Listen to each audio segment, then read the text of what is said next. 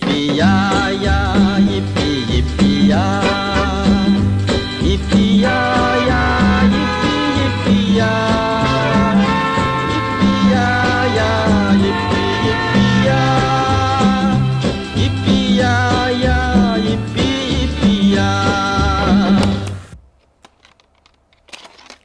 សម្រាប់បងដែលមាន speaker Bluetooth ស្រាប់ចង់ស្ដាប់កាសែតតែមិនចង់ទិញញ៉ៃធំបងអាចទិញកុំញ៉ៃនេះបានហើយបើចង់ចាក់ស្ដាប់តែវាក៏ពិរោះមួយយ៉ាងដែរ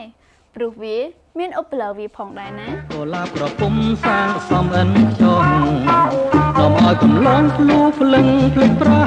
នលំអរាត្រីដោយសួគ៌ឋានវិមានសុខសាន្តសួនសួស្នេហា